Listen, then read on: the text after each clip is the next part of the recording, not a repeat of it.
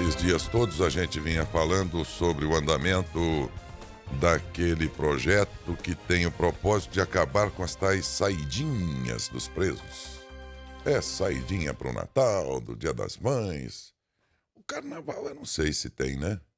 Acredito que não. Não haveria uma razão tão forte assim, né? Como o Dia das Mães, dos pais, do Natal, sei lá, né? Que são ocasiões da família e tudo. E nessas ocasiões, os presos de bom comportamento são liberados, nem todos voltam. E aí o Estado gasta tudo outra vez para voltar e recuperar essa gente de volta para trás das celas. Bom, o fato é que isso vem tramitando lá pelo Congresso Nacional e a Comissão do Senado aprovou mesmo o projeto que acaba com a saída temporária de presos nos feriados. A Comissão de Segurança Pública do Senado aprovou terça-feira o projeto que altera a lei de execução penal e acaba com essa possibilidade de saída temporária de presos nos feriados e datas comemorativas, a chamada saidinha. Vamos tratar sobre isso com o Dr. André Santos Pereira, delegado e presidente da Associação dos Delegados de Polícia do Estado de São Paulo. Doutor André, bom dia. Bom dia a todos os ouvintes. Muito obrigado pela sua gentileza nos atender, doutor André. Eu que agradeço pela oportunidade. Ok. Doutor, vamos falar sobre a tal saidinha sob o ponto de vista da polícia, por exemplo, né? Porque, do ponto de vista da sociedade, parece ser quase unanimidade o entendimento de que precisa acabar com isso. E o argumento sempre é aquele: as punições das leis nem sempre são exemplares mesmo. As possibilidades de abrandamento das penas também, há mil recursos, possibilidades, né? E tudo mais, e por isso não é muito raro você ver casos aí, inclusive casos mais notáveis, de pessoas mais conhecidas e tal, celebridades do mundo empresarial e tudo mais, essa gente toda que presa por razões muito graves, basta lembrar aí as últimas liberações dadas aí a Odebrecht, a JB, anistia praticamente ali para pagar até o que tinha que devolver, né? E tudo mais. Enfim, a lei brasileira é cheia de escapadelas e possibilidades. Então, isso tudo abranda já por si só muito das penas e tudo mais. Não obstante isso, o bom comportamento pode permitir ao preso a saidinha nessas ocasiões. E agora a tendência desse projeto é acabar com isso. Só que aí, esse é o olhar nosso de cidadão, sabe o que eu estou dizendo aqui? Acho que boa parte das pessoas concordam. Mas vamos pegar aqui o olhar do policial, porque, peraí, tanto civil quanto militar, os caras se desdobram, prende um cara que cumpre pena, o cara vai, e uma parte não volta, adivinha quem tem que fazer tudo outra vez? Correr atrás de quem já nem tinha que ter saído. Quer dizer, o olhar do policial, eu fico imaginando, e se não for, me diga, que é aquele, quando ele vê um preso que ganhou essa liberdade e não volta mais e ele tem que ir atrás do cara outra vez, é como se o que ele faz, o policial, fosse algo, é como um tapa na cara do cara. O que você faz aí não faz sentido. Não é um pouco disso, doutor? É sim, é um pouco disso e muito mais. O que, nesse último minuto da sua fala, nós observamos é uma sensação dos policiais de enxugar gelo. Mas nós temos que entender também que o contexto do cumprimento de pena no país é complexo. Nós temos diversas possibilidades de benefícios na execução penal e, por essa razão, nós temos a população, de certo modo, vivenciando números alarmantes de insegurança, né? Então, dentro desse contexto, nós temos a saída temporária, que é mais um benefício para aqueles que cometeram um crime e que, de certo modo, fazendo jus ao que está previsto na lei de execução penal, utilizará desse benefício. Portanto, conforme você bem pontuou, nós temos diversas possibilidades de benefícios para que os que cometeram crimes façam uso, e a saída temporária é mais uma delas, né? Mais um benefício. Na média, o brasileiro não teme as próprias leis, né? E aí, quando ele vê esses abrandamentos todos, ele engrossa ainda mais, ele passa a pensar ainda mais que nós não temos seriedade, né, na execução das leis e, portanto, isso pode servir até de incremento para o sujeito que já tem um pé na cozinha do crime. É mais um argumento para ele dizer assim, de alguma forma eu me viro depois. E mete os peitos, né? É É terrível. verdade. Nós temos, então, o projeto de lei 2.253 de 2022, que é o projeto, né, intitulado de projeto que visa extinguir com as saidinhas ou saidões, tendo em vista que nós temos um número muito alto de presos que saem nos períodos em que os juízes de execução aplicam esse benefício. Só para ter uma ideia, em dezembro de 2023, aqui no estado de São Paulo, 34 mil presos foram beneficiados com a saída temporária. Portanto, não é por acaso que fala-se também no projeto do saidão, né? Então, visa coibir o saidão. 34 mil presos aqui no estado de São Paulo saíram a partir do dia 22 de dezembro de 2023. Desses 34 mil, aproximadamente 1.500 não retornaram para o estabelecimento prisional, descumprindo os requisitos para fazer uso desse benefício. Então, nós temos aí um percentual de 4% de presos que não retornaram. E aí nós podemos até dizer, olha, o percentual daqueles que não retornam é baixo.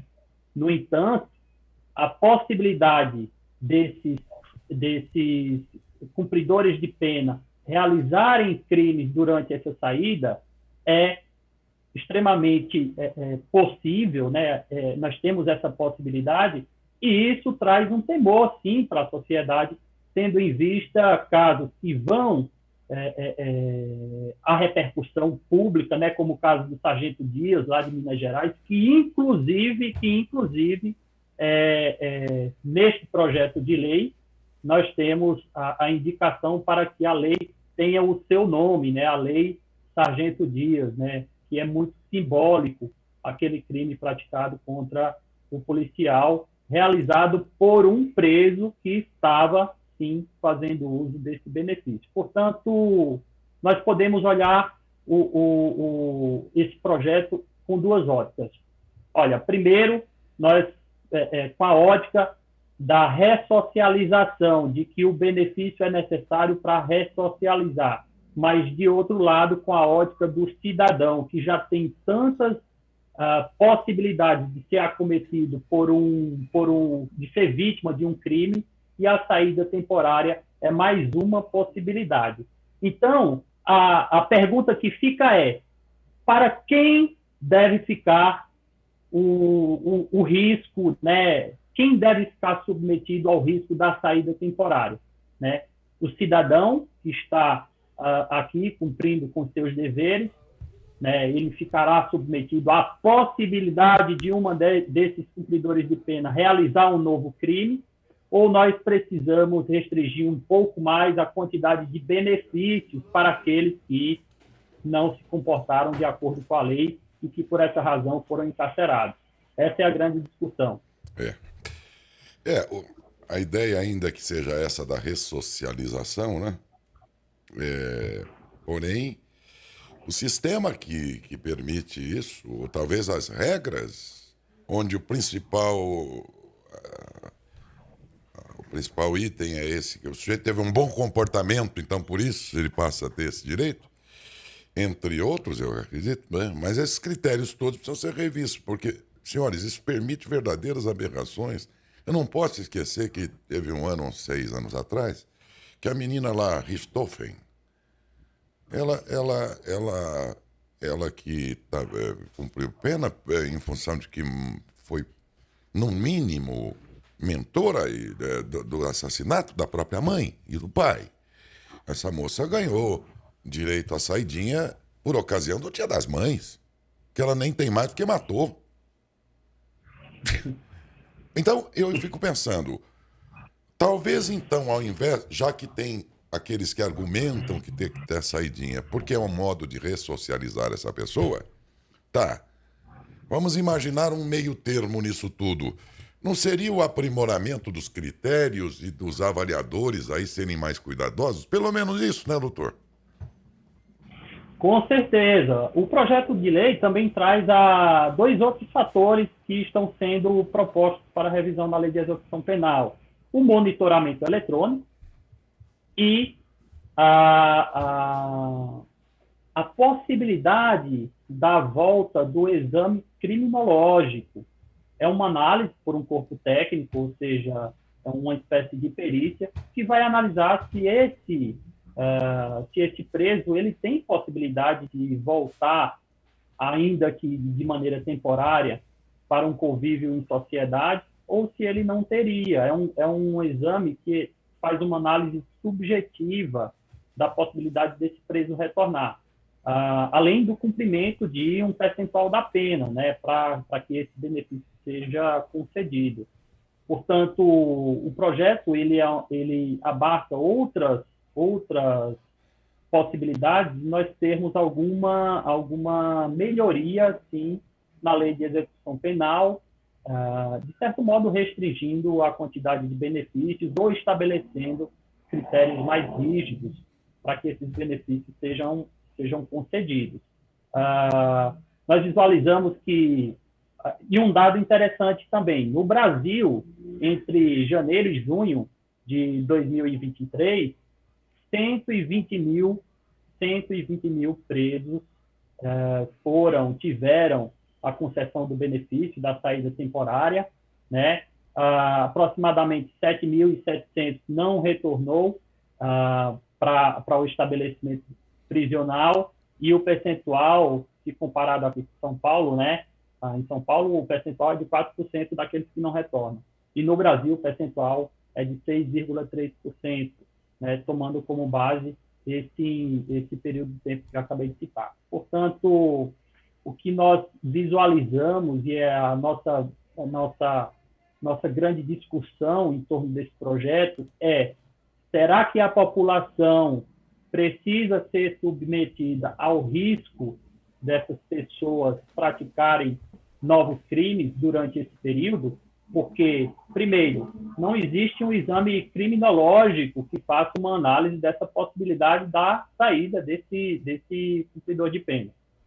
Segundo, nós temos um percentual estabelecido na lei, né, de cumprimento, é o critério objetivo, para que esse cumpridor de pena saia. E tem a questão do bom comportamento. E o bom comportamento, hoje, na lei de execução penal e na prática, ele se situa em uma premissa, basicamente uma só premissa, que é dele não cometer uma falta grave dentro do estabelecimento prisional. Então, é como se eu dissesse: olha, você vai ser bonificado por não cometer um deslize ou não cometer uma falta, não é? Quando isso deveria ser um pressuposto lógico, básico do cumprimento de pena. Portanto, sim, a lei de execução penal precisa ser aperfeiçoada, nós precisamos trazer um debate efetivo para esse problema, e argumentos relacionados à falência do sistema prisional, o STF já decidiu, já se posicionou no sentido da inconstitucionalidade do próprio sistema prisional brasileiro, né, em razão das condições ali a que os presos ficam submetidos, mas nós temos, de um lado, aqueles que praticaram crimes e que, se o Estado é um copartícipe naquela situação degradante do preso, nós precisamos consertar esse problema macro. Mas, enquanto isso, a população não deve ficar submetida à possibilidade de sofrer aí com a prática de um novo crime por essas pessoas que ainda não cumpriram a sua pena. É isso que tem que ficar claro. Não cumpriram sua pena. Elas estão tendo benefícios e alguns cometem crimes durante esse benefício. A população não deve ficar subjugada ao risco desse cometimento de novos crimes. Os exemplos estão aí. Tivemos o caso emblemático do Sargento Rei, mas diversos outros casos também nós podemos visualizar durante a nossa atividade policial. Aliás, eu quero deixar claro, na prática policial, na vivência policial, eu vou caminhando para meus 20 anos de polícia, já fui soldado da Polícia Militar, já fui investigador de polícia e hoje delegado aqui no estado de São Paulo. Uma das premissas lógicas da nossa atividade, quando vamos abordar alguém suspeito, ou até mesmo na delegacia, quando estamos ali visualizando qual é o histórico de vida de alguém submetido a uma análise ali do ponto de vista do cometimento de um crime, a primeira pergunta que nós fazemos é: você tem passagem pela polícia? Você já praticou? Você já foi preso ou processado? Essa é uma pergunta básica na nossa atividade. E observamos que quase sempre temos uma resposta positiva nesse sentido. Ou seja, se o sistema prisional não tem condições, se o Estado não dá condições de ressocialização por problemas diversos, multifatoriais, alguma coisa precisa ser feita para que a população tenha riscos reduzidos de ser vítima de um crime. Porque, do contrário, quem vai pagar o pato, quem acaba pagando em todos os sentidos é a própria população, aumentando os riscos depois. Né? Porque, agora, eu fico aqui pensando, esse cara que não vota, que penalidade ele tem por não ter votado, doutor? Ele volta para o regime fechado. Se ele está no regime semiaberto, ele volta para o regime fechado. Mas olha que interessante. Após um ano de cumprimento da pena dele, no regime fechado, ele volta a ter o benefício da saída temporária novamente. É muito brando, né? Tá todo mundo muito preocupado com o bom comportamento do preso lá na cadeia. E a gente aqui na vida do dia a dia, o cidadão de bem, ele não tem prêmio nenhum por ser honesto. Exatamente. Se ele tiver um mau comportamento, ele vai ser punido. Então, é o mesmo. Aliás, é muito pior até, né? Porque lá, se você tiver comportamento, você ganha prêmio. Aqui você não ganha nada. Sabe? E a lei abrandada, assim, é o grande perigo, porque eu acho que o grande problema nosso aqui é que a gente não teme as nossas leis. Né? Elas não são quase sempre. Veja que aquelas que são mais duras, existem algumas, aí você pensa algumas vezes mais antes de... Mas não mais... Cara, olha, eu peguei aqui uma estatística, doutor, recente, de que por conta do Estado, e principalmente São Paulo, que largou mão de vez 30 anos quase de governo tucano, que pouco se lixou com a questão de saúde, me desculpe, de segurança, me desculpe, com alguma exceção nesse intervalo aí do Franco Montoro, o restante não estava nem aí com essa questão de segurança. E o que a gente viu naquele tempo lá, né? Sabe, uma situação de desamparo. Eu acho que o cidadão de bem se sente desamparado. E a lei, de certa forma, prestigia. Então, para o cara que tem um pé na cozinha do crime, mais um... Ele está pouco se lixando, rapaz. Mas, pô, você vai ficar alguns anos lá. Mas não vai ser 30, vai ser 10, vai ser 8, sei lá o quê para ele. Isso não assusta, não intimida, não... A gente não teme. E eu acho que tem que temer a lei. A lei tem que ser de um jeito que o cara, vai se ferrar mesmo e acabou. Aí você pega lá a estatística, que agora eu retomei o raciocínio, e viu lá, 70 e não sei quantos por cento dos homicídios não são esclarecidos, porque você não tem uma máquina em condição para isso. O investigador está investigando um homicídio, entra mais 5 ali. Tá um negócio que desguarnecido, aí, é isso que eu estava dizendo dos governos aqui. Então, o sujeito que está pensando na possibilidade de um homicídio, ou se ele deparar com uma situação em que ele vai ter que cometer um homicídio, o que ele pensa? Bom, eu tenho 70 e tantos por cento de chance de não ser pego. Sim. Né? Sim, o raciocínio está perfeito. O que nós visualizamos com a lei da saída temporária, né, assim titulada, é que ela é apenas uma parcela pequena de busca de de redução do problema, mas o problema ele é muito maior. O problema está na falta de estrutura e condições, inclusive, de trabalho para que os policiais realizem sua atividade. O problema está num modelo, um ordenamento jurídico muito benéfico para aqueles que cometem crimes, mas trazendo aqui para o campo da atividade policial, que é o que nos compete, nós visualizamos, sim, uma falta total de prioridade da segurança pública no estado de São Paulo, tomando o nosso estado como exemplo, e essa falta de prioridade fez com que nós tivéssemos os números alarmantes, e não números, né? Nós vivenciássemos o que estamos vivenciando hoje, que é essa impossibilidade de até viver com a liberdade que todos devem ter, né?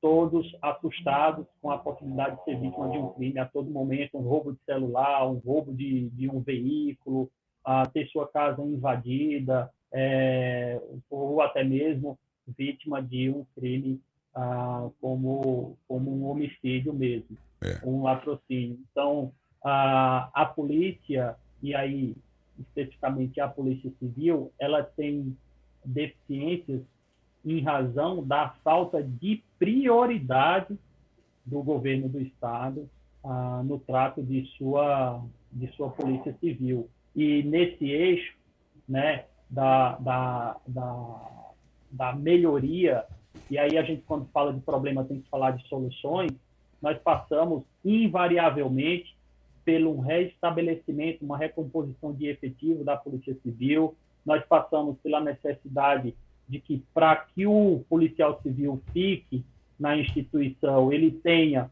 uma remuneração digna, um plano de carreira que possibilite que ele chegue no último nível, né, que hoje é praticamente impossível aqui na Polícia Civil do Estado de São Paulo, e precisamos ter jornadas de trabalho justas para que o policial tenha condições físicas e psicológicas, acima de tudo, de trabalhar, né?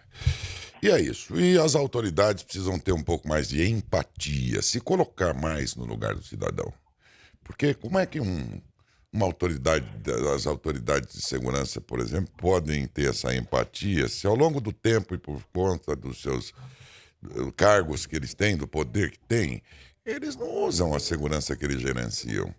Um ministro da saúde, os seus deputados, por exemplo, têm plano de saúde internacional. Você acha que ele tem alguma empatia com a questão da saúde pública brasileira?